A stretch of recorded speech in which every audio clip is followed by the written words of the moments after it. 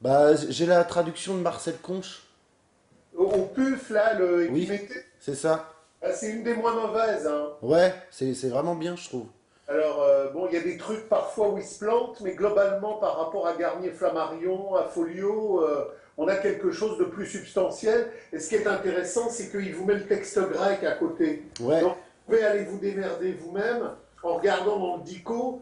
Ça vous permet déjà d'ouvrir, même si vous ne connaissez pas la langue grecque, quand vous voyez cosmos, logos, physis, praxis, vous pouvez creuser, ça ouvre plein de trucs, quoi. ouais. J'ai remarqué que Logos, en général, il traduit ça par discours. Ouais, alors ça, c'est pas bon. Ouais, ouais, ouais. Bon, parce que là, c'est une déficience dans la traduction. Le logos, qui a donné logique dans l'aspect dénaturatif aliénatoire, c'est le rationnel. Hmm. C'est le rationnel en tant que, on retrouvera chez Hegel, tout le réel et tout le rationnel, et tout le rationnel et tout le réel. Vous connaissez cette articulation Oui, chez oui, Hegel. oui. Donc, l'articulation hegelienne, c'est pas la raison au sens kantien du terme, c'est-à-dire un appareillage. C'est la rationalité en tant qu'automouvement. Dire la raison ou dire la rationalité, c'est pas la même chose. Vous voyez la différence? Ouais, mais alors justement parce que Si vous voulez, euh, le logos, c'est la rationalité des choses, et c'est en même temps la parole qui reçoit la rationalité des choses. Et ça ne peut pas être le discours. ouais, mais justement Marcel Conche là, il commence par il est sage que ceux qui ont écouté non moi mais le Logos conviennent que tout est un. Voilà. Donc Donc ça, le logos ne peut pas être le discours, ouais. ça ne peut pas être la raison, c'est la rationalité du monde. Et la rationalité du monde dans le monde se dit aux hommes qui la reprennent par la parole, qui accueillent, parce que le logos, c'est le fameux LG, c'est le colligéré qu'on retrouve dans l'Egein et qu'on retrouve en latin. C'est la collection, c'est lire, c'est parler, mais c'est lire et parler en tant que c'est l'accueillement de la rationalité. Hmm, d'accord. Si vous voulez, c'est emmerdant de traduire logos par discours, parce que discours, ça donne l'impression que c'est quelque chose qui part du sujet. Hmm, Alors que logos, ça part pas du sujet, ça part de la rationalité du monde.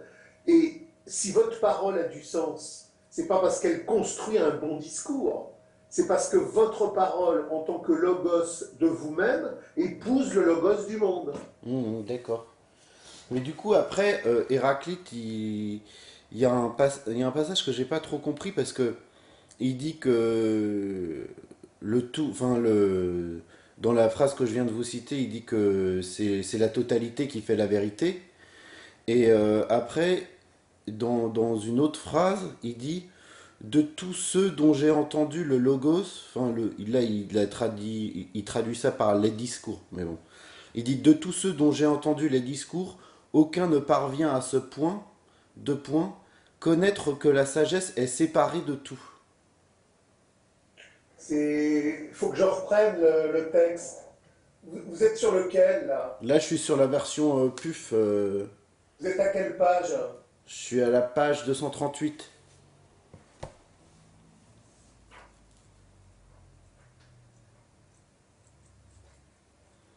La page 238.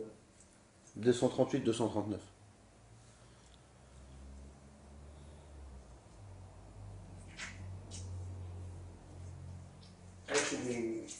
Je pars toujours du texte grec et après, bon, bah, je mets de côté, les traductions. Donc vous m'aviez dit que sur Conge, vous étiez à 238, c'est ça? Ouais,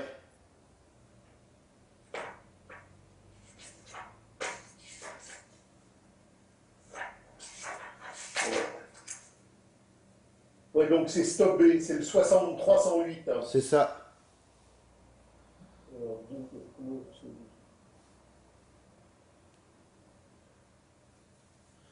Parce que ça me paraît bizarre qu'ils disent connaître que la sagesse est séparée de tout. Ça me paraît bizarre qu'ils disent ça. attendez, Oti Sophos Esti, Panton, Kekoris Kemon.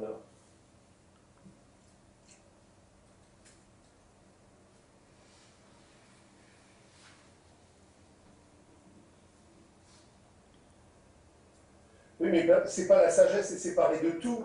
C'est de tous ceux dont j'ai entendu le discours. Connaître que la sagesse est séparée de tout.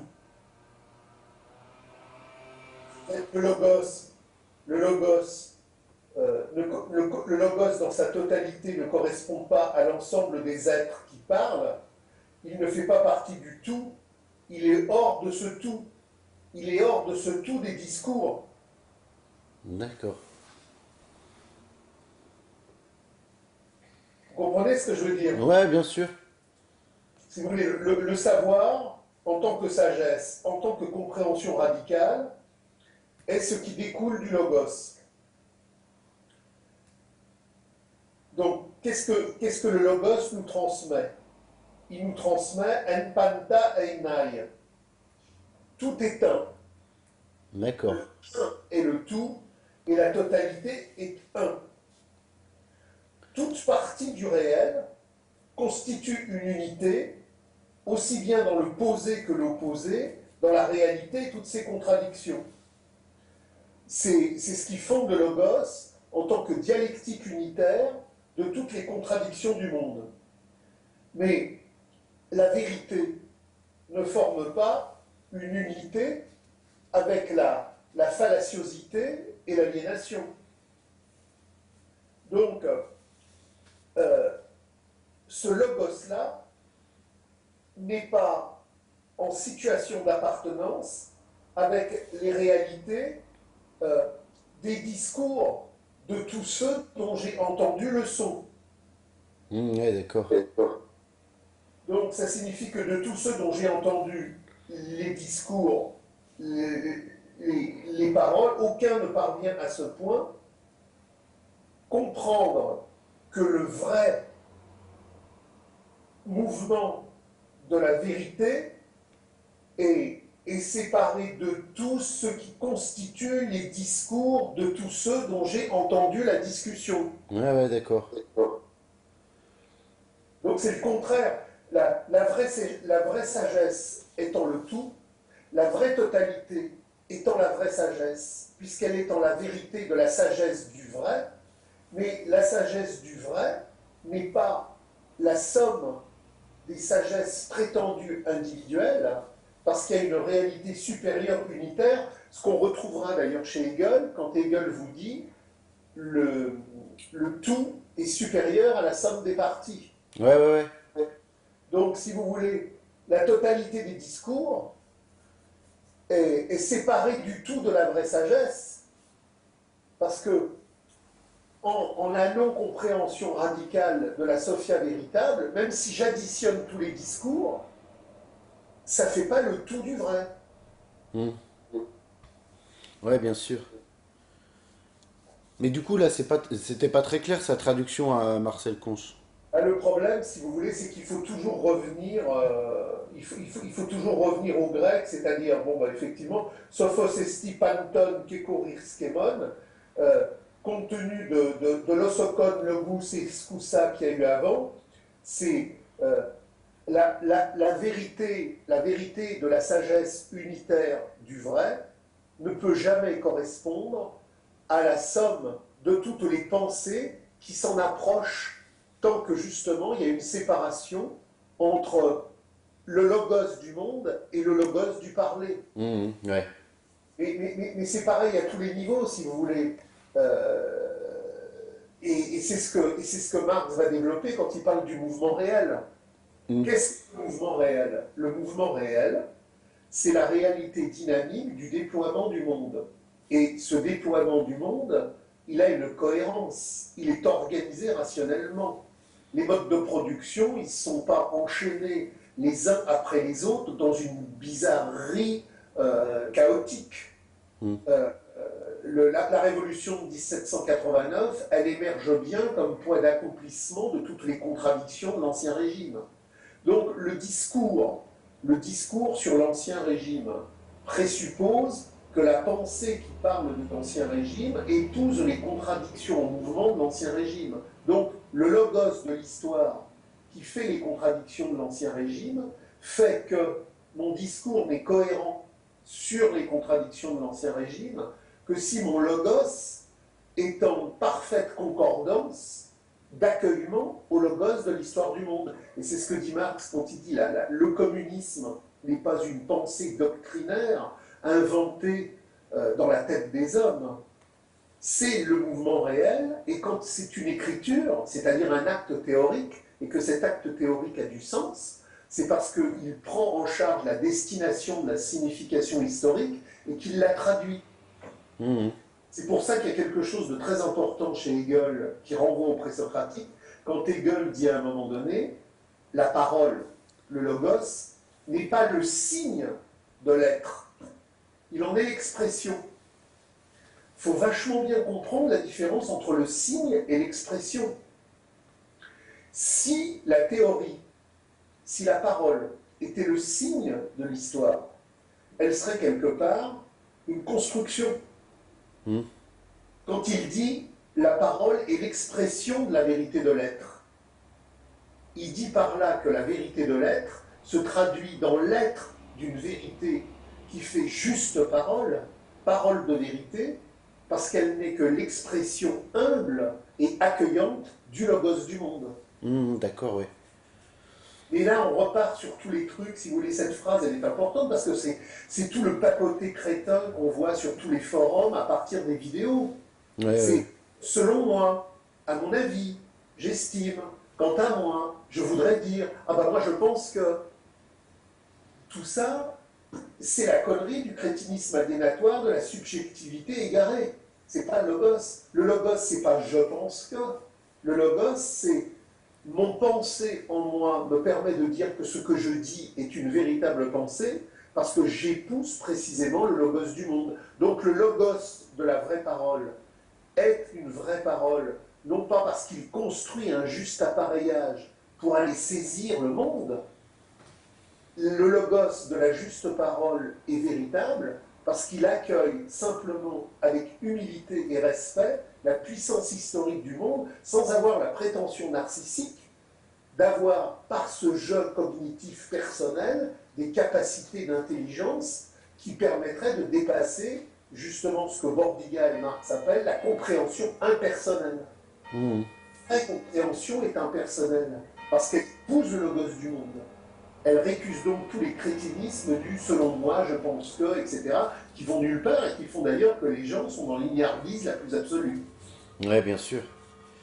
Mais justement, après, ce qu'il y a peut-être de plus compliqué aujourd'hui, c'est probablement de saisir ce que c'est que le mouvement réel des choses. Parce que pour beaucoup de gens, j'ai pu discuter un petit peu avec euh, quelques personnes qui sont sur la page Boo ou qui sont sur la page au Facebook. Et puis, ce qu'il y a de plus difficile à saisir chez eux, c'est justement ce que c'est que le mouvement réel, parce qu'ils ont l'impression que c'est quelque chose de pas saisissable du tout.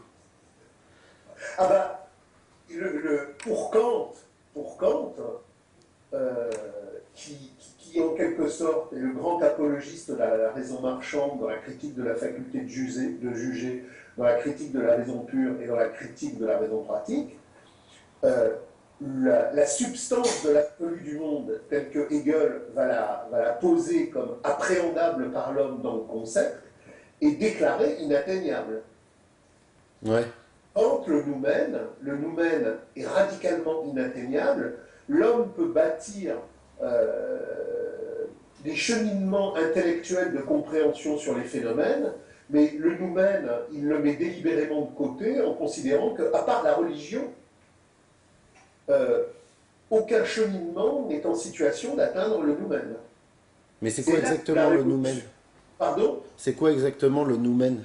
Le noumen, c'est l'ordre de l'absolu du monde. Et si vous voulez, la grande révolution hegelienne, dans sa radicalité subversive, lorsqu'elle met à bas l'échafaudage kantien, c'est précisément de dire il n'y a pas d'inconnaissable, il n'y a que de l'inconnu. Ouais, Le buté kantien sur le noumen, il est le résultat historique d'une période historique qui était dans l'ascendance de la raison marchande et surtout dans l'absolue hantise de ne pas arriver à la pensée de subversion, un frein historiquement déterminé pour justement continuer le cheminement aliénatoire de la domestication. La grande révolution kantienne est une grande révolution marchande. La grande révolution hegelienne est le commencement de la grande révolution anti-marchande qui conduit à Marx et qui ouvre le chemin par le biais du concept. Qu'est-ce que le concept chez Hegel? Le concept, c'est pas une notion.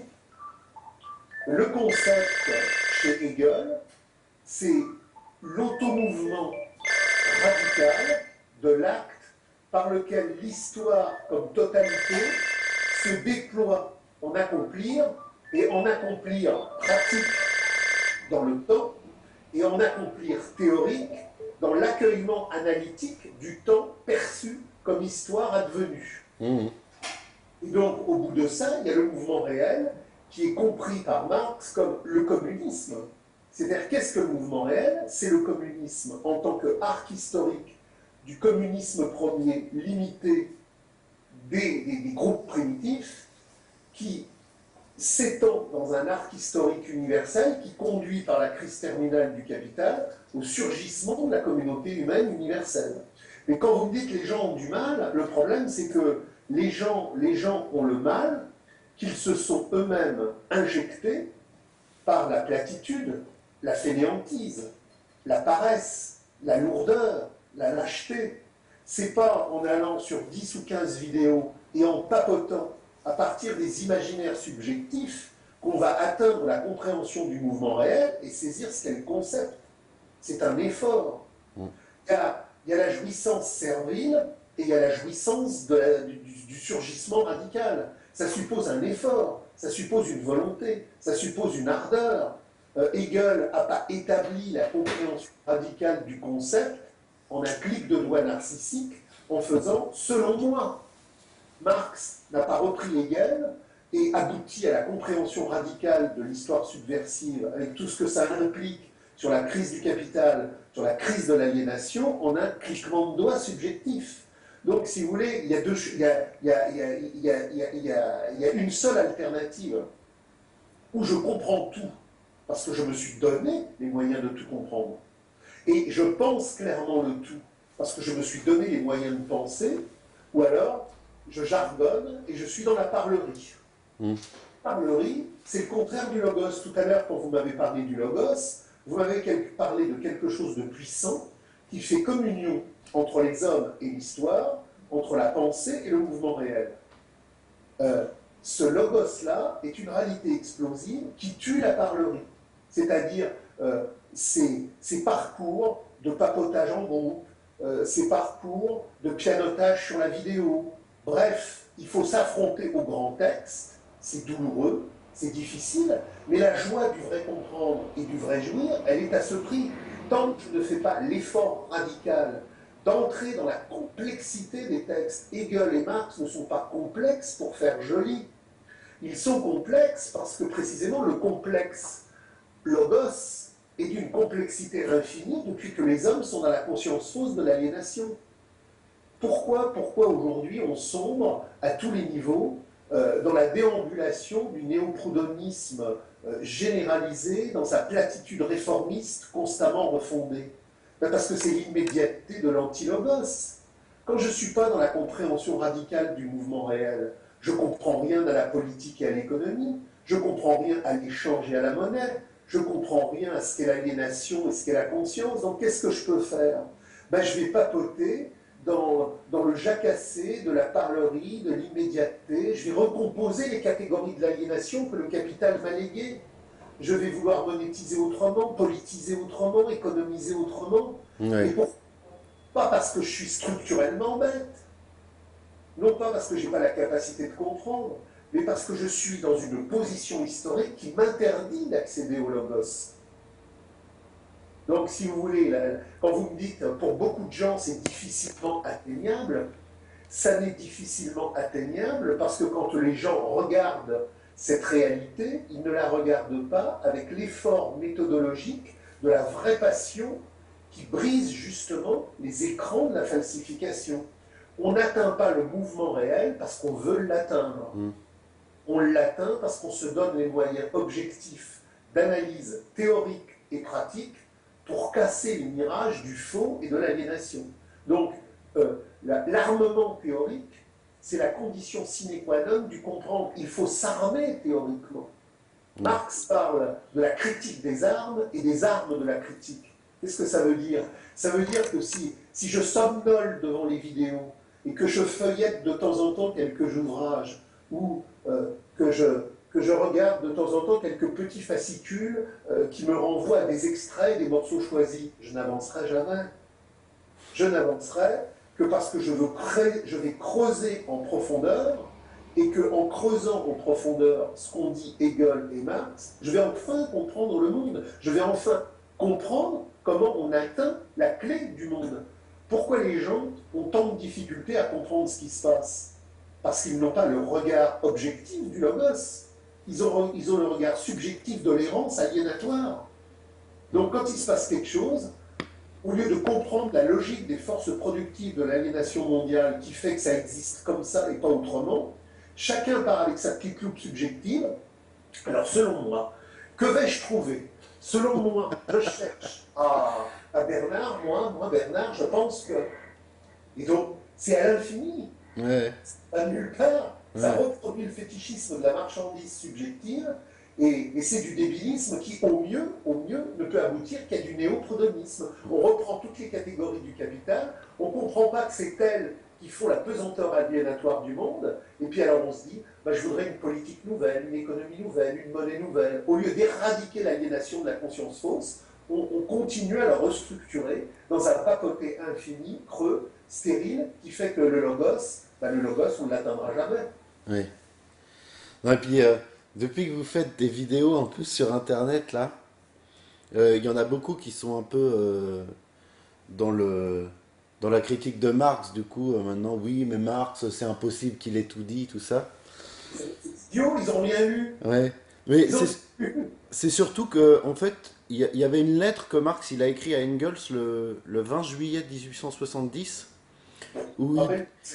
où il dit apparemment que les, il n'avait pas compris que c'était la révolution, elle allait venir des Français.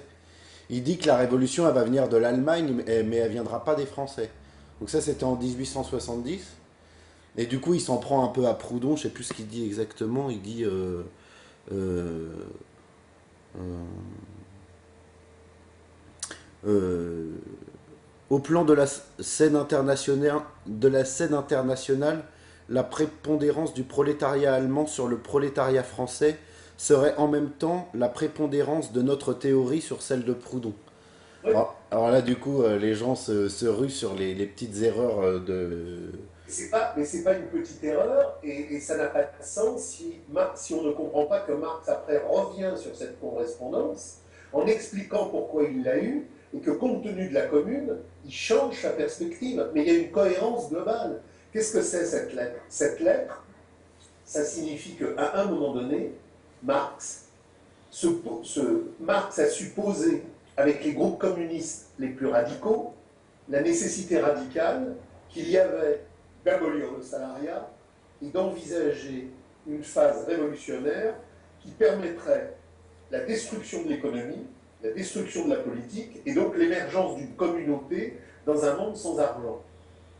Ça, c'est l'expression radicale qu'on va retrouver dans les groupes ouvriers les plus radicaux. Les groupes ouvriers les plus radicaux qui sont le produit de la déshumanisation industrielle la plus poussée.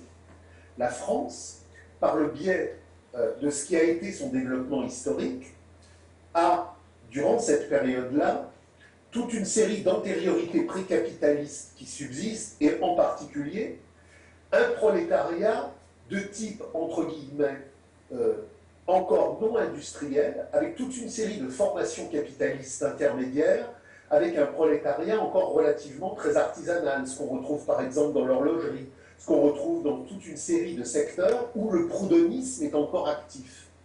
Le combat de Marx contre le proudhonisme, ce n'est pas un combat narcissique, moi Karl, je veux terrasser Joseph.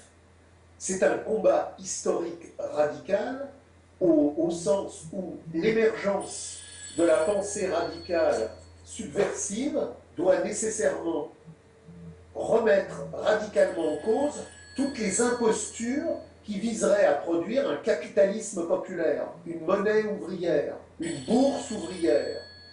Qu'est-ce que ça signifie?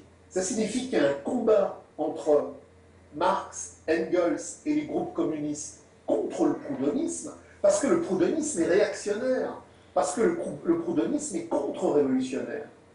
Et quand la guerre de 1870 éclate, il y a à ce moment-là une position de Marx qui consiste à dire que si la Prusse, qui est dans le cadre d'un développement industriel plus avancé, gagne sur la France, ça permettra effectivement, par le développement des forces productives, dater le développement industriel de la France et parallèlement de permettre que les formations sociales qui sont en quelque sorte les vecteurs du proudhonisme soient liquidées par la marche en avant de l'histoire.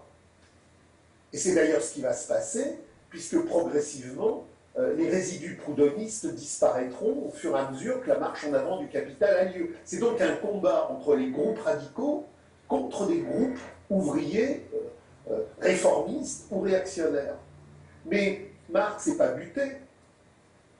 Au-delà de ce diagnostic-là, il faut lire l'intégralité des correspondances. Ouais. Et ce qui est fantastique, c'est qu'après avoir dit ça, au moment où la Commune de Paris va surgir, c'est précisément les groupes qui sont en relation avec Marx, les internationalistes, des gens comme Varlin, qui vont défendre la position la plus radicale, et c'est Marx qui va écrire le texte le plus radical sur la Commune de Paris, qui s'appelle La guerre civile. C'est-à-dire qu'à partir du moment où le prolétariat parisien va surgir, le prolétariat parisien va être soutenu par la Première Internationale, le prolétariat parisien va être soutenu par Marx et par Engels, et ce qui est d'ailleurs très intéressant, c'est qu'on va voir surgir, dans le cadre de cette commune, un clivage entre, d'un côté, le vieux mouvement ouvrier, réformiste, contre-révolutionnaire, qui ne saisit pas ce qu'est la communisation.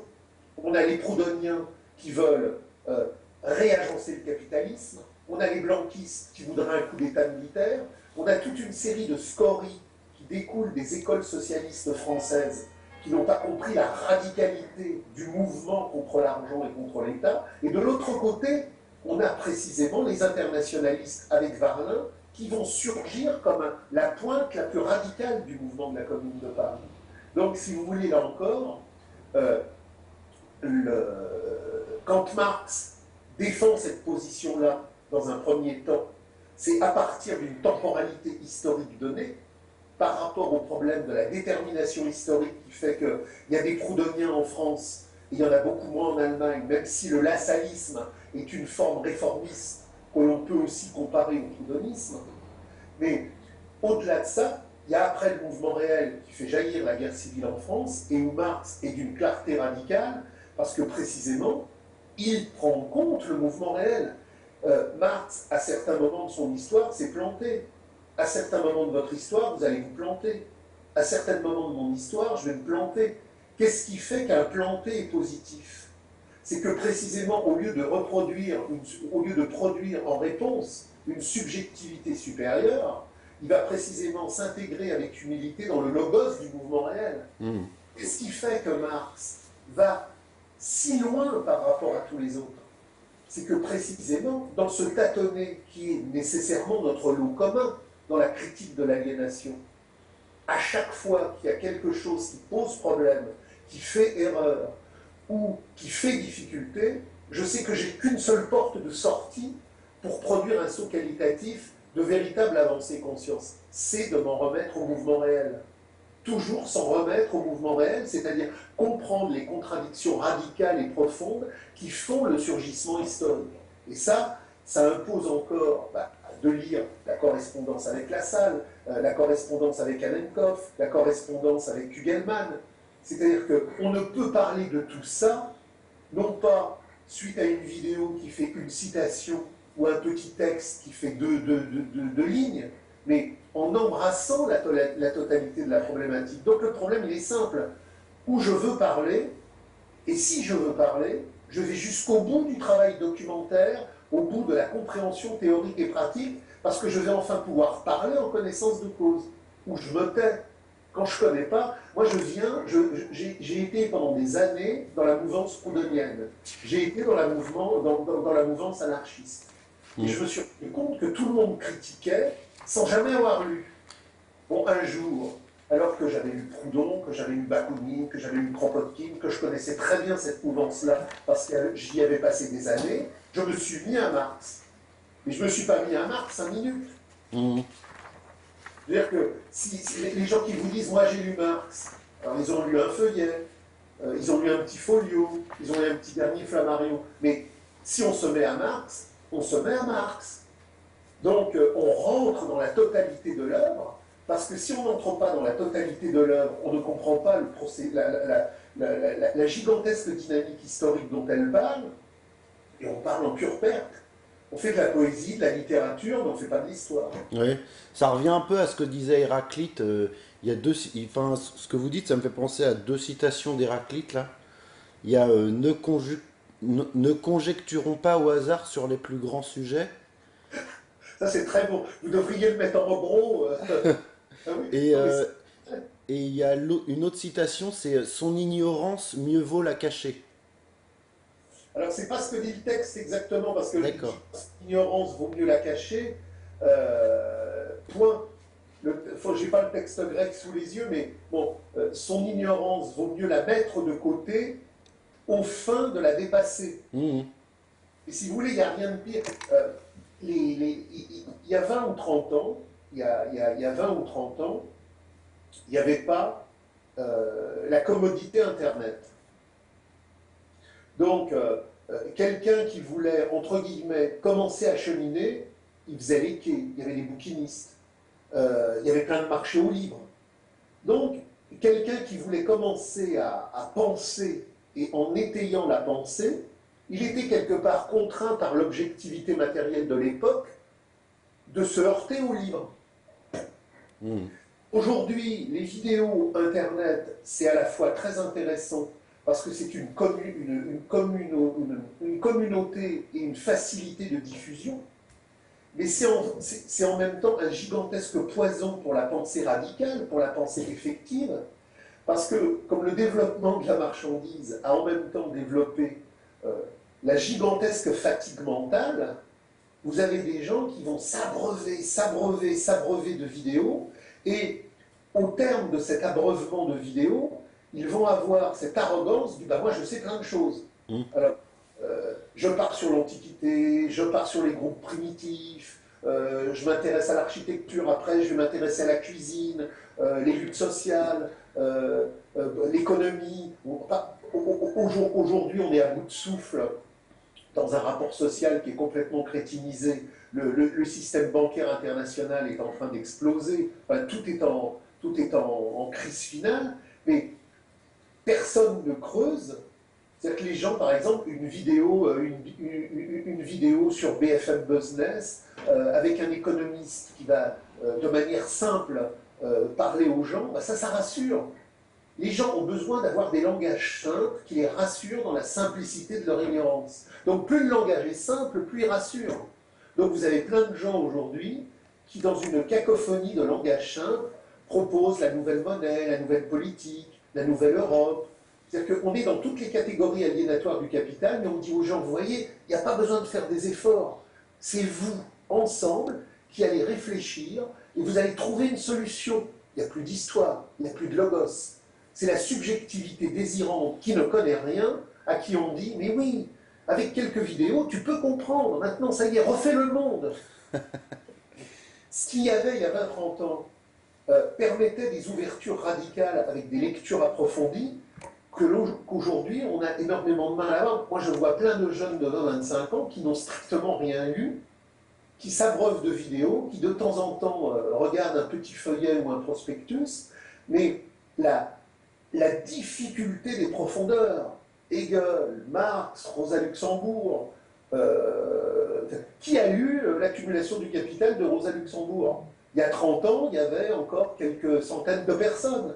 Moi, depuis des années, j'ai jamais rencontré quelqu'un qui m'a dit, j'ai lu l'accumulation du capital de Rosa Luxembourg. Par contre, je regarde toute une série d'économistes, recompositeurs, néo-proudhonistes qui me parlent de trucs tellement cucupralines que ça me rassure. Ouais. Bah, c'est la novlangue aujourd'hui, c'est ça qui fait que les gens sont happés aussi par ça. C'est Oui, qu'ils... mais ce qui est dingue, c'est que ça donne aux gens un sentiment totalement faux, mais dans lesquels ils se bercent d'illusions et de rassurances, parce que, bon, moi je sais que j'y vais pas, parce que j'y suis allé une ou deux fois, j'ai trouvé ça tellement débile que je n'y vais plus, mais j'ai plein de correspondants qui me parlent des forums, mais comme d'un lieu majeur d'expression de l'aliénation subjective et du délire narcissique. Les gens sur les forums euh, parlent en totale ignorance. Ouais. Ils n'ont rien lu, ou ils ont lu deux, trois trucs. Ouais, mais on en parlait avec Chris, le truc c'est que aujourd'hui, par exemple, si je veux parler avec quelqu'un de l'imposture de l'industrie pharmaceutique, avec par exemple les statines pour le cholestérol, il faut quand Ça, même...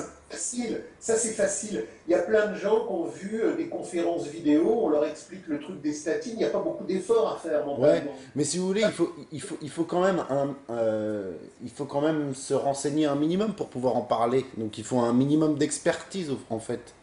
C'est ça le Voilà. truc. Et donc aujourd'hui, c'est pour ça que les gens se renseignent sur plein de sujets, parce qu'il y a plein de sujets qui les dépassent et qu'ils ont envie de démystifier. Oui, mais alors si vous voulez, ils additionnent des valises hétéroclites de compartimentage diversifié. Alors, je m'occupe du bio, de la permaculture, les statines, le cancer, la bourse. Est-ce qu'on pourrait autogérer la société autrement? Tout ça. Mais le problème, si vous voulez, c'est que toutes ces problématiques-là, dans la réalité matérielle de leur histoire, elles ont une histoire. C'est pas un truc qui descend comme ça du ciel. C'est le développement historique qui, depuis des siècles et des siècles, dans ses contradictions, a produit toutes ces problématiques-là. Mhm. Et pendant des siècles, des groupes radicaux ont déjà dit des tas de choses qui sont décisives et que personne ne connaît. On ne va pas à chaque génération refaire l'analyse du monde. Il y a des transmissions, il y a des acquis méthodologiques, il y a des acquis de connaissances. Or, aujourd'hui, les gens ne partent que d'eux. Mhm. Ils partent d'eux pour refaire l'écriture du monde. Et c'est pour ça que votre truc de tout à l'heure sur le logo, c'est décisif. Ce qu'Héraclite a dit au moment où il l'a dit, s'applique encore à nous aujourd'hui. Est-ce que pour avoir une conscience historique radicale du monde, il faut additionner nos subjectivités délirantes? Ou est-ce qu'il faut accueillir le tout du logos, tel que les groupes radicaux, à travers tous les cheminements de la lutte de classe radicale, nous ont enseigné les acquis méthodologiques, théoriques et pratiques de certitude? C'est-à-dire que quand vous pensez que le débat Proudhon-Marx a définitivement posé, a définitivement clôturé le débat, est-ce qu'on réforme la merde de l'économie politique ou est-ce qu'on l'abolit? Au moment de la Commune de Paris, vous me parliez tout à l'heure de la Commune de Paris, Oui. les groupes les plus rétrogrades sont en train d'être liquidés et tout le monde parle de l'abolition du salariat. Mhm. Tout le monde parle de l'abolition du salariat. C'est un vécu normal dans la galaxie ouvrière en effervescence. Le projet dans les années 1870, il est posé. C'est l'abolition du salariat. Mhm. Et aujourd'hui, après toute cette contre-révolution qui, décennie après décennie, a vu la social-démocratie et le bolchevisme écraser le prolétariat, un gamin de 18-20 ans, aujourd'hui, qui est dans l'ignorance totale de ses parcours historiques, il est encore dans une régression telle qu'il se repositionne le monde d'une façon néo-proudhoniste en disant bah tiens, on pourrait faire une autre monnaie, une autre politique, une nouvelle économie. Il ne sait même pas que dans les années 1860-1870, dans le cadre de la première internationale, tout ce que sa subjectivité ignorante aujourd'hui prétend analyser a été clarifié d'une manière définitive. Mhm. Ouais, c'est vrai. Mais c'est intéressant ce que vous dites, parce qu'il y a Il y a dans Lénine philosophe de Bangkok, il commence un chapitre, je sais plus lequel, lequel c'est, mais il dit que après la Première Guerre mondiale, il y a eu toute une forme de régression mentale au niveau de la compréhension des choses, et que le mysticisme refait surface en fait. C'est-à-dire qu'il y a eu la méthode dialectique qui a permis un saut qualitatif de la compréhension des choses, mais que après la seconde guerre mondiale, non, après la première guerre mondiale, on réarrive dans une forme un peu d'abrutissement, quoi. Et puis la deuxième, après, Puis la c'est pareil. deuxième, ouais, voilà, c'est ça. Ce qui est terrible, c'est que quand on voit la qualité des débats qu'il y a eu dans la première internationale, la qualité, la qualité des tracts, la qualité des journaux qui ont existé au moment de la Commune de Paris et après. Quand on voit la perspective critique radicale qui, de Marx à Rosa Luxembourg, a constamment agité des centaines et des centaines de groupes de par le monde qui avaient une position effectivement radicale.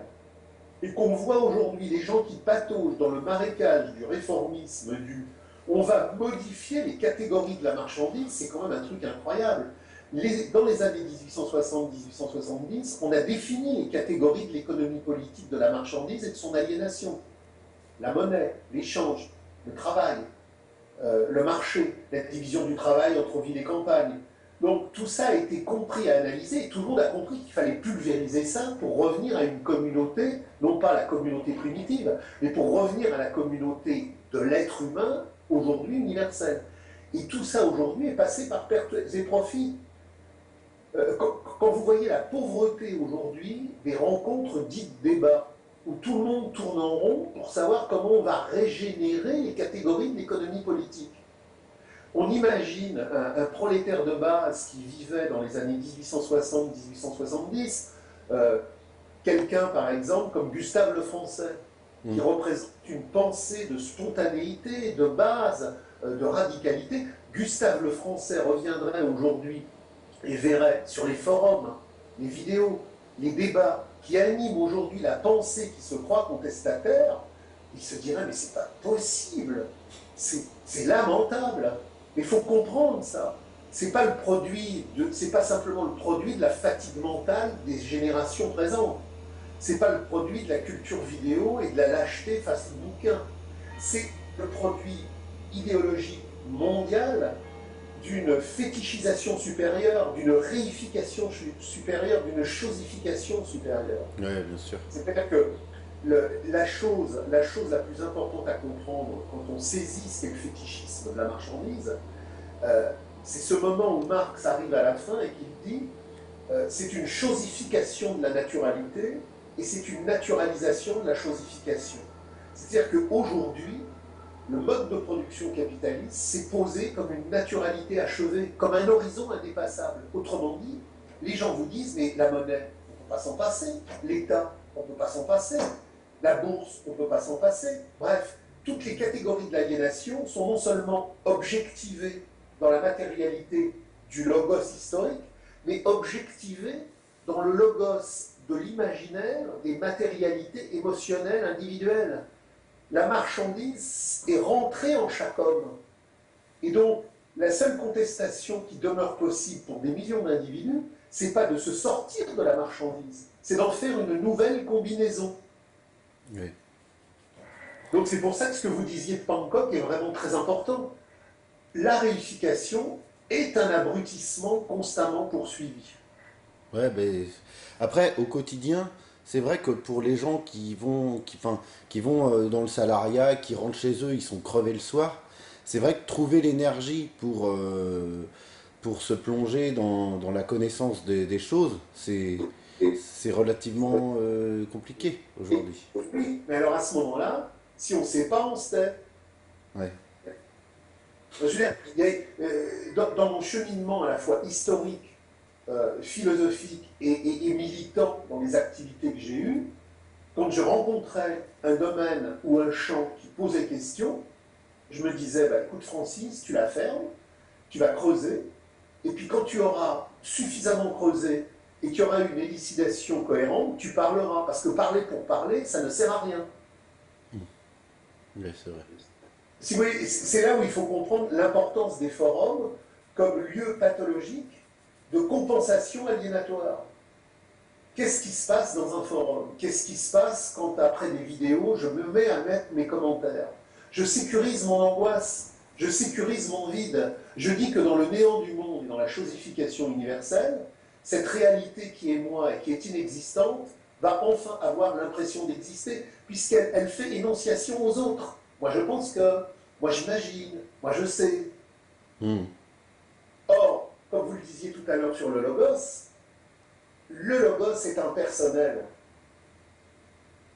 Ce que chacun d'entre nous pense dans sa subjectivité délirante d'objets marchands circulatoires aliénés, on s'en fout, ça n'a aucun intérêt. Ce que pense Karl Marx à titre individuel n'a aucun intérêt, et on s'en foutrait. Sauf que Karl Marx, quand il n'écrit pas ce qu'il pense, selon moi. Il se met au diapason d'une époque historique, et il est l'incarnation, à un moment donné, des luttes de classe les plus radicales, dont il traduit, dont il fait signification, et dont il épouse toute la matérialité combattante. Donc, il y a deux façons de parler. Il y a la parlerie et le logos. Si je pars de ma subjectivité ignare, je suis dans la parlerie. Si je prends en compte le mouvement réel de l'histoire, tel que le mouvement réel de l'histoire parle. Parce que c'est pas Marx qui a dit « à bas l'argent, à bas l'économie, à bas la politique ». Entre Marx et Babeuf, on avait eu plein d'insurrections qui posaient cette problématique-là. Et avant Babeuf, tout au long du Moyen-Âge, on avait plein d'insurrections paysannes qui posaient cette problématique-là. Donc, comprendre que le communisme va résulter de la crise terminale du capital, et qu'au moment de la crise terminale du capital, les conditions objectives de la marchandisation ne vont plus pouvoir fonctionner. C'est une chose. Mais la marchandisation qui existe depuis des siècles, elle a depuis des siècles été constamment contestée par la rage de vivre de gens qui ont vécu et qui n'ont pas eu besoin de lire Marx ou Rosa Luxembourg pour s'insurger. Oui, bien sûr. Luxembourg n'ont fait que rendre compte du mouvement des profondeurs par lequel les hommes qui sont aujourd'hui colonisés par la marchandise n'ont pas cessé, à chaque fois qu'ils l'ont pu, dans des périodes de crise, de se hisser dans une contestation radicale pour dire nous ne voulons pas de ce monde. Ouais. Et du coup, je voulais revenir un peu avec vous. On a parlé un peu de la. Vous avez parlé de la guerre civile en France, qui est un des derniers textes de Marx, en fait. Ah, c'est pas un des derniers, puisqu'il l'écrit en 1871. C'est enfin, Enfin, c'est un des derniers grands textes, non? C'est pas ça? c'est un grand texte. Ouais. Mais ce qui est intéressant aussi, c'est de lire les préfaces. Ouais, ouais. Les préfaces. Parce que il y a le texte et il y a les préfaces. Et Ouais, entre autres, la fameuse préface russe, qui est extrêmement importante, parce que dans la préface russe, on voit tout le décalage qu'il y a entre ce que Marx positionne sur la Russie, d'un point de vue subversif et anticapitaliste, et tout ce que Lénine et les bolcheviks y positionneront d'un point de vue réactionnaire et capitaliste. Ce qui expliquera, puisque vous êtes dans Lénine philosophe, la démarche de toutes les radicalités post-Marx contre le bolchevisme. Le massacre des ouvriers en grève à Pétrograd et le massacre de la commune de Kronstadt, c'est pas un hiatus, c'est pas un accident, c'est la substance de ce qu'est le bolchevisme. Ouais, tout à fait. Ok. Non, bah c'est à peu près tout ce que. Vous êtes dans quoi là en ce moment? Ah bah Héraclite, là je relisais. Qu'est-ce que je lisais? Je relisais aussi les commentaires sur la société du spectacle. Et je suis dans Jules César, la guerre des Gaules. Ah, c'est bien ça. Ouais. Et en plus, vous savez que c'est très très bien écrit. Vous l'avez en bilingue? Oui. C'est bien en bilingue. C'est un texte. Moi, je me souviens quand j'ai dû le faire en première ou en terminale. On l'avait fait en classe de latin. Et vraiment, je m'étais vraiment bercé là-dedans parce que bon, c'est très bien écrit. on a un cours de stratégie classique, et en même temps, il y a plein de choses sur le rapport social. Mhm. Ouais, c'est vrai que c'est. Et en fait, j'ai voulu lire La guerre des Gaules parce que j'avais lu Tacite, la Germanie, qui est pas très long. Ça, c'est beaucoup plus postérieur, Ouais, par c'est contre. beaucoup plus après, ouais. Mais j'ai cru comprendre que Tacite, en fait, il n'était jamais allé en Germanie. Alors ça, honnêtement, je ne me rappelle pas. Je ne sais pas si le texte de Tacite est une recension d'autres textes ou s'il y a été lui-même. Ça, j'ai pas la réponse. Là, il faut vérifier. Ouais, ouais. Mais bon, après, c'est pas très important. En tout cas, c'est vrai que c'est intéressant à titre historique. Vous avez laissé tomber, Hegel? Là, faudrait que je m'y remette, ouais, effectivement. La C'est phéno- intéressant, parce que ce qu'on a vu tout à l'heure sur Héraclite, ça vous fait penser à quoi? à la phénoménologie. Ce qui est incroyable, c'est qu'à des siècles de distance, à des siècles de distance, parce que justement le mouvement réel des forces productives a cassé l'ancien régime, et en cassant l'ancien régime, a fait naître toutes les contradictions historiques qui, de la Révolution à la phase napoléonienne, nous amènent à la modernité. Hegel a mis à bas l'appareil kantien du binaire et du dualisme hermétique. Et on retrouve dans Hegel le ressurgissement d'Héraclite et de Parménide. Hmm. Si vous voulez, il y a Héraclite, Parménide, les présocratiques. On bascule à partir de Socrate dans quelque chose d'autre. Et ce quelque chose d'autre va voir son apothéose dans le système marchand de la raison kantienne. Ça tombe, Hegel surgit et les présocratiques reviennent. Hmm. Et la thèse de doctorat de Marx, c'est Démocrite et Épicure. C'est les présocratiques?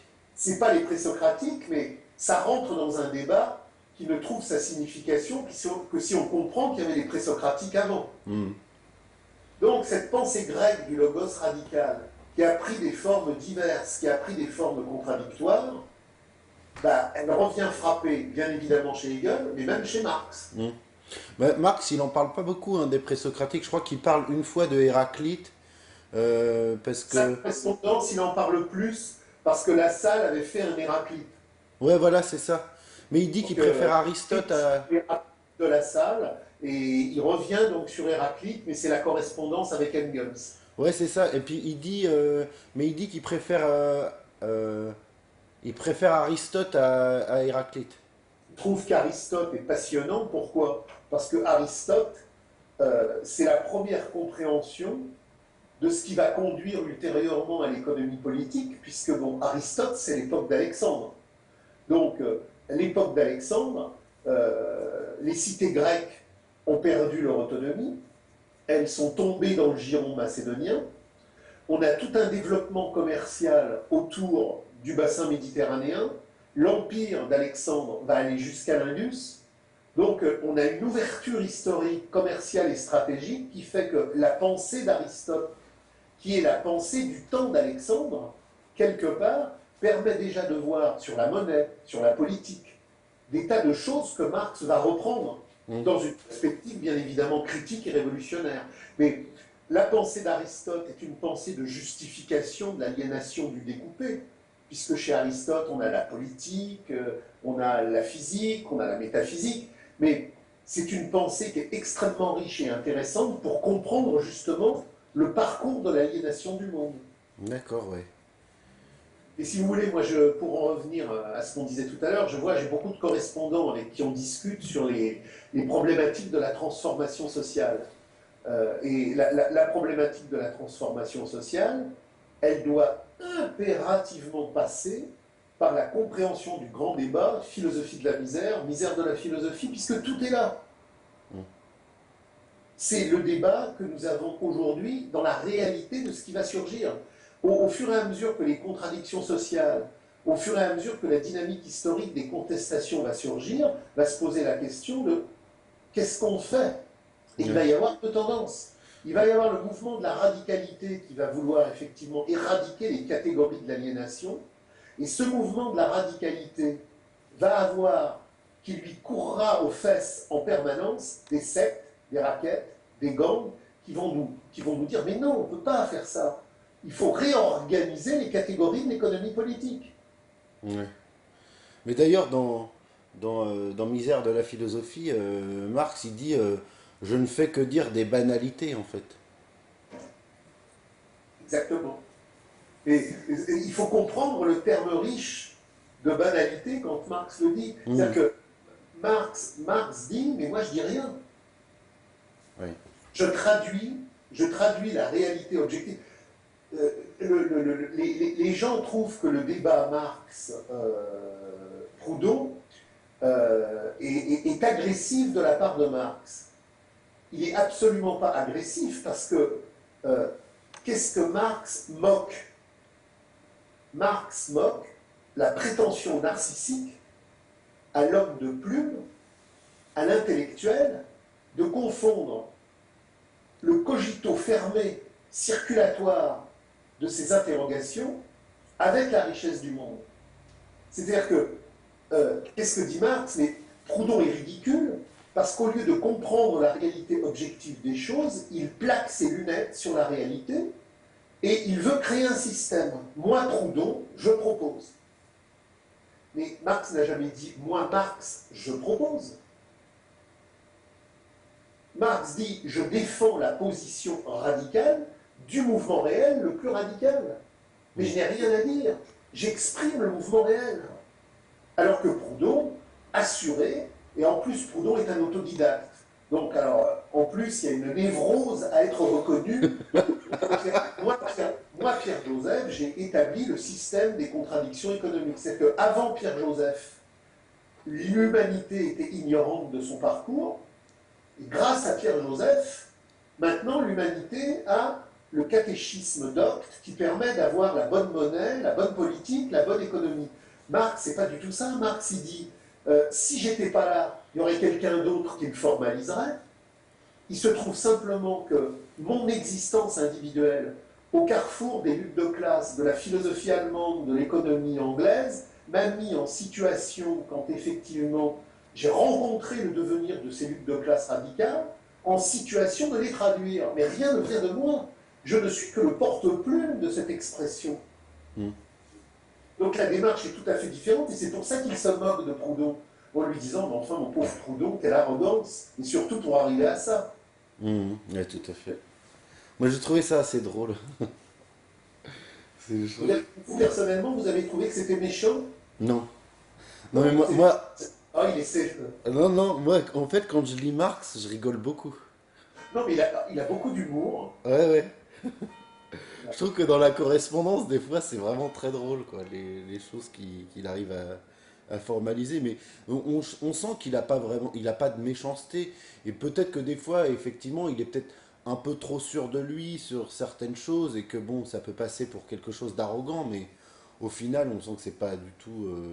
Si vous voulez, ce qui est très intéressant, c'est que les moments où Marx s'est planté ne sont pas les moments où justement il appliquerait sa méthode qui faillit. Les moments où Marx se plante, c'est les moments précisément où il quitte la méthode et qu'il entre sur le terrain de la patience narcissique. Hmm. C'est-à-dire qu'il y a des moments où il y a une gigantesque crise, parce que bon, le 19e siècle a vécu une multitude de crises à rebondissement, crise commerciale, crise bancaire, crise économique, et il y a des moments où d'un seul coup, il se volcanise et il dit à Engels, ça y est, ça va péter. Là, il se plante. Et pourquoi il se plante? Il ne se plante pas parce que, à partir du capital, il applique mal, mais il oublie le capital et il gesticule dans sa subjectivité désirante. Il a montré dans le capital que le capital ne s'effondrera qu'à un moment donné, qui est le moment où surgit son procès de caducité. Il le sait. Il sait que c'est pour dans très longtemps. Il sait qu'il ne le verra pas. Mais alors même qu'il a écrit ça, il y a des moments d'impatience narcissique où il est prêt à créer des combinaisons totalement délirantes pour voir ce qu'il sait pertinemment qu'il ne pourra pourtant pas voir. Donc notre ennemi, c'est jamais la méthode. Notre ennemi, c'est toujours la subjectivité impatiente. Et quand les gens vous disent aujourd'hui, mais alors, si le procès de caducité fait tomber le capital, il n'y a rien à faire. Et si, il y a plein de choses à faire. Mais les gens qui vous disent, mais il faut faire quelque chose. Alors que font-ils? Ben, ils regardent des vidéos. Ils s'excitent dans des assemblées en prétendant refaire le monde à partir de leur subjectivité narcissique. Mais ça ne fait pas avancer d'un millimètre la décomposition du système. Donc, face à ce faux faire, à ce faire narcissique de pur théâtre, qui ne produit aucune contestation réelle, puisque de toute manière, il aboutit toujours à recomposer les catégories de l'économie politique de l'aliénation. Il faut expliquer, toujours creuser du point de vue de la méthode, qu'il n'y a pas le système va tomber tout seul ou le système va tomber parce que les hommes bougent, mais c'est que précisément les deux sont liés dans une même unité dialectique qui n'est pas kantienne. Le débat n'est pas statique. Est-ce que le système va tomber tout seul? Ben non. Est-ce que le système va tomber parce que les gens le font tomber? Point. Non. Il y a une dialectique interactive. C'est précisément parce qu'à un moment donné, le système atteint son processus de caducité, que la matérialité de la conscience fausse s'invalide, que donc surgit la conscience vraie de la radicalité. C'est donc bien la chute du système en tant que crise terminale du mode de production capitaliste qui fait monter la tension radicale et qui permet l'émergence subversive. Donc, de manière réalisée, ça n'aura lieu qu'à un moment donné et à aucun autre. Mais ceci dit, en attendant, il faut faire, il faut beaucoup faire du véritable radical utile, c'est-à-dire préparer ce moment-là par la diffusion d'une pensée radicale et méthodologique qui fait ressurgir les acquis du passé pour qu'on retrouve effectivement la ligne de démarcation radicale qui fait qu'on cesse de proudhoniser à l'infini la recomposition capitaliste du capital pour créer un capitalisme pur, un capitalisme décent, ce qui n'existera jamais, et pour préparer justement avec méthode, théorie et pratique, la radicale critique de l'économie politique, de tous les mensonges de la marchandise. Mais c'est marrant, ça fait penser à un truc. Je lisais Marshall Sahlins sur la nature humaine, une illusion occidentale, ou je sais plus, enfin un truc comme ça. Petit bouquin bleu, c'est ça? Ouais, c'est ça, ouais. Et il parle de Thucydide dans la guerre du Péloponnèse. Bon, je l'ai pas lu, la guerre du Péloponnèse, mais ça a l'air intéressant parce que apparemment, Thucydide, il dénonçait vraiment déjà l'imposture démocratique en fait depuis très. Donc, du coup, ça vient pas d'hier en fait. Je veux dire que c'est une longue histoire. C'est une longue histoire. Mais c'est très intéressant parce que justement, il y a. Si vous lisez Thucydide, regardez Hérodote. On voit qu'il y a toute une progression méthodologique et que quelque part on retrouve là la thématique que pose Hegel sur la critique historique entre l'histoire originale, l'histoire réfléchie et l'histoire critique. Mm. C'est-à-dire que quelque part Thucydide nous appelle à une histoire critique. L'histoire, c'est pas ce qui se passe, point. L'histoire, c'est pas ce que les gens racontent, point. L'histoire, c'est quelque part la compréhension des dialectiques souterraines. Ouais. Ouais, parce que Debord, il en parle pas mal de Thucydide aussi. Oui, il aimait beaucoup. Ouais. Bah, c'est un moment fort. Et c'est pour ça d'ailleurs que par rapport à ce moment fort, Debord, puisque vous venez de relire les commentaires sur la Société du spectacle, dit il y eut de l'histoire, mais il n'y en a plus. Ouais. Et il y eut de l'histoire, il n'y en a plus, c'est l'inculture généralisée universelle. C'est-à-dire que les gens qui passent leur vie sur des vidéos sont incultes, ce sont les gens de la soumission à l'ordre du monde. Mais les gens qui sont dans l'ordre organique de la soumission, les gens du pouvoir, sont tout aussi ignares que les gens de la soumission. C'est ça aussi que veut dire Debord. C'est-à-dire que si vous prenez par exemple la France de la Troisième République, je pense à ma grand-mère qui n'avait que son certificat d'études et qui m'a transmis plein de positionnements historiques parce qu'il y avait une grosse bibliothèque et que j'ai pu, grâce à cette transmission, opérer déjà des cheminements. Les gens qui n'avaient que peu de diplômes avaient déjà une large base historique. Ah oui. Les hommes de pouvoir avaient une large base historique. C'est-à-dire que quand vous voyez par exemple De Gaulle, dans les complots de l'OAS, quand vous voyez De Gaulle dans la guerre d'Algérie, quand vous voyez De Gaulle avec l'émergence des non-alignés, vous voyez un De Gaulle qui va aller faire le discours de Phnom Penh et qui va aller faire le discours du Québec. De Gaulle a des connaissances historiques. Et les gens de l'époque de De Gaulle, même les ouvriers les plus, entre guillemets, incultes, ont une culture historique considérable. Mm. On est passé de ce temps-là au temps de l'absolue ignardise. Et quand Debord dit il y eut de l'histoire, il n'y en a pas, ça veut dire qu'aujourd'hui, si vous prenez tous les candidats à la présidence de la République, ils sont d'une inculture mais incroyable sur plein de domaines. Et les gens qui font la critique de ces gens-là, derrière leurs vidéos, sont tout aussi incultes. La vibration radicale du logos qui passe par les livres les plus essentiels de la pensée subversive. C'est parti. Il y avait de l'histoire, il n'y en a plus. Il y avait des contestations, il n'y en a plus. Mais Debord, il disait aussi qu'on lisait plus de toute façon. Bah, il a très bien compris où on allait. Ouais. Il a très bien compris où on allait.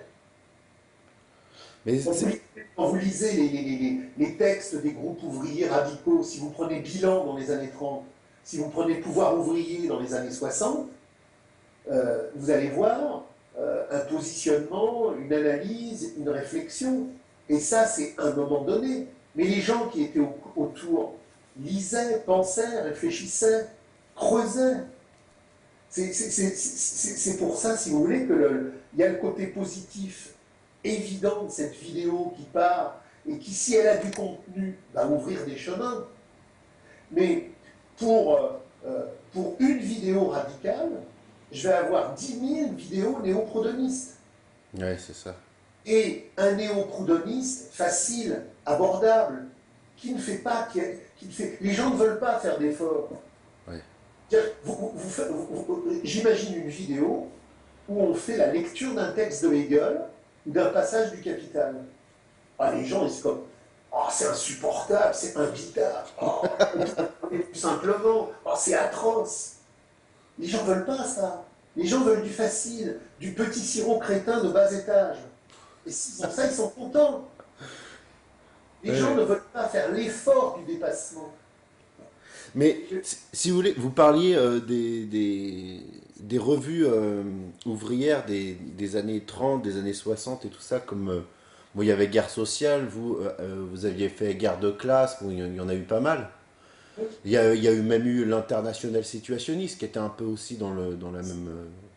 Mais aujourd'hui, faire ce genre de choses, je ne sais pas si c'est vraiment très intéressant en fait. Parce que. Alors, ça, déjà, il faut être humble et il faut comprendre que dans le cadre du développement de toute l'histoire des forces productives de l'aliénation et donc de l'histoire des forces productives de l'anti-aliénation et de la critique sociale, tout a été dit. Mm. C'est-à-dire que depuis Marx, Rosa Luxembourg, Debord et tous les groupes radicaux qui ont gravité ailleurs, tout a été dit sur l'essentiel. Aujourd'hui, quelqu'un qui a un minimum de culture critique, qui connaît Marx, Rosa Luxembourg, vous parliez de Pankow, qui connaît la revue Bilan, qui connaît le pouvoir ouvrier, qui connaît les situationnistes, bref, qui connaît la logique. Parce qu'au-delà de ces groupes qui parfois avaient des oppositions, il y a un fil directeur. Il y a le fil du temps de la radicalité profonde. Donc aujourd'hui, on est des acquis méthodologiques radicaux. Abolition du salariat, abolition de l'État, à bas les luttes de libération nationale, à bas le néo-proudhonisme, à bas le réformisme, à bas le féminisme de la marchandise, à bas l'antiracisme de la marchandise. Toutes les bases sont là. Il n'y a plus rien à trouver.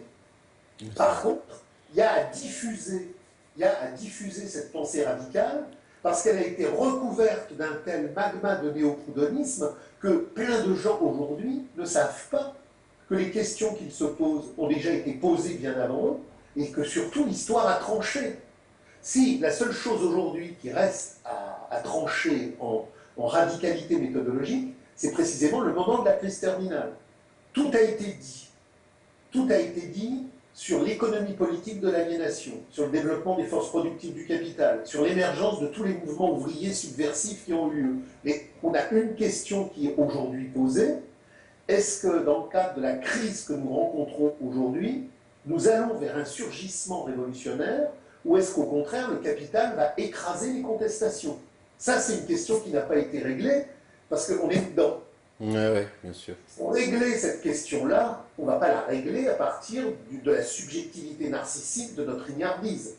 Pour la régler, on va la régler en se réarmant théoriquement dans toute cette filiation de textes et de pratiques subversives. Donc, l'acte premier du réarmement théorique, c'est le retour à Marx contre le marxisme, contre la social-démocratie et contre le bolchevisme. Il faut relire Marx dans sa radicalité profonde pour comprendre ce qui va surgir. Si je ne fais pas ça, bah, je suis un poète, quoi. D'accord. Mais du coup, aujourd'hui, enfin, c'est vrai que, on va dire que 99, pardon? Tout a été dit. Oui, oui, Moi, mais, j'ai écrit les livres que j'ai écrits, non pas parce que j'avais la prétention de dire du neuf. Les gens me disaient, c'est extrêmement important de faire comprendre aux gens que tout a été dit. Donc, en 3 ou 4 bouquins, j'ai simplement voulu montrer que le temps présent avait déjà été préfiguré et prévu. Il n'y a rien de neuf. Alors les gens enfermés dans leur narcissisme, oh là là, Marx a tout dit, mais c'est pas possible ça, c'est religieux, Marx a tout dit. Bah, déjà, pour comprendre que Marx a tout dit, il faudrait déjà qu'ils lisent un peu Marx. ouais, c'est vrai. Donc effectivement, quand on lit Marx et qu'on le lit dans la plénitude de sa production, on voit que toute l'horreur contemporaine, la cybernétique, l'ingénierie sociale, le transhumanisme, rien de neuf. Il avait tout prévu. Mm. Je ne vais pas me faire spécialiste en transhumance et en transhumanisme. C'est déjà dans le Capital. Alors, pour les gens qui n'ont pas lu le Capital, le transhumanisme, ah bah ça c'est une post-modernité nouvelle. Bah non, non, c'était déjà contenu dans le Capital. Ouais, Mais pour comprendre en quoi le Capital a tout dit, il faut comprendre qu'il n'est pas un livre. Il faut comprendre qu'il est l'expression théorique des luttes de classe radicales. ouais, tout Quand, à fait. quand Babeuf écrit le manifeste des égaux, c'est pas comme Proudhon, M. Babeuf, qui a une onirie constructiviste. Babeuf exprime la réalité des luttes de classe de la sans-culotterie parisienne. Il traduit le tumulte social des sans-culottes radicaux à travers le manifeste des égaux. C'est pas le cerveau de Babeuf qui produit cette originalité qui s'appellerait le manifeste des égaux. Ouais, Le manifeste des égaux traduit l'expression de la radicalité des sans-culottes parisiens. De la même manière que quand Babeuf écrit le populicide vendéen, il est la traduction du mouvement réel du populicide mis en marche par la révolution capitaliste sur les populations de l'Ouest, et il ne fait que le traduire. Donc un texte riche n'a aucune prétention narcissique, il traduit l'objectivité anonyme et impersonnelle du réel. Dès qu'un texte est l'expression d'une volonté subjective à se mettre en scène, il est d'une pauvreté infinie, il est contre-révolutionnaire et il n'apporte rien. ouais, tout à fait. Mais il faut se dire quand même, et ça on en parle avec Chris justement, c'est que la révolution, elle va devoir malgré tout se faire sur l'ignardise des gens en grande majorité, quoi. Oui, mais la révolution n'a pas lieu parce que les gens deviennent intelligents. La révolution n'a pas lieu parce que les gens deviennent savants. La révolution a lieu parce que la conscience fausse qui neutralise leur éros, leur désir, leur volupté, leur jouissance se brise. À Barcelone en 36-37, vous avez des tas d'ouvriers qui ne savent pas où ils vont. Et ils n'ont pas besoin de savoir où ils vont. C'est l'automouvement de l'immanence. Quand vous prenez par exemple le fameux texte que Guy Debord et sa compagne ont traduit, qui s'appelle L'incontrôlé de la colonne de fer. Quand les ministres de la CNT, et quand tout l'appareillage, CNT, POUM, etc., a voulu encaserner les prolétaires qui commençaient effectivement à monter et qui faisaient un questionnement de l'antifascisme en se disant mais finalement l'antifascisme on défend un capital contre un autre, c'est pas ça la révolution, nous on est contre le fascisme et contre l'antifascisme, on est contre toutes les économies et toutes les politiques, on veut créer la communauté humaine. Le texte de l'incontrôlé, c'est un texte de révolte d'un ancien bagnard qui a été un droit commun. D'accord. Il a lu ni Rosa Luxembourg ni Karl Marx, et on s'en fout. Lire Karl Marx et lire Rosa Luxembourg, c'est pas pour faire que demain la révolution existe, c'est pour comprendre aujourd'hui pourquoi elle n'a pas lieu. D'accord. Ouais. Les gens qui font la révolution demain, ils la feront avec leur trip, comme le bagnard incontrôlé de la colonne de fer. Donc il faut lire ce petit fascicule chez Chanlin qui s'appelle Un incontrôlé de la colonne de fer. Au moment où la gauche et les milices vont être, la gauche et les appareils de milice, la CNT, tout le monde va accepter la militarisation, il y a des colonnes radicales qui se disent mais nous on ne marche pas là-dedans, on n'est pas dans un camp du capital, nous on est avec les collectivisations sur le terrain et on est contre la droite et contre la gauche, et on ne veut pas ça. Mm. Ce type-là, il n'a pas passé sa vie dans des bibliothèques pour écrire ça, c'est un cri du cœur, c'est un cri de l'âme, c'est un cri de la jouissance. Et ce texte est d'une radicalité profonde. D'accord. Parce que je pensais à ça, vous auriez un texte de qualité sur les révolutions de Kronstadt? Vous avez déjà, il faut lire les Izvestia. Les Izvestia? Les communards de Kronstadt avaient leur propre publication. Donc, je ne l'ai pas sous les yeux, mais il a été publié à diverses reprises. Ça s'appelle les Izvestia de Kronstadt. La commune de Kronstadt avait un journal.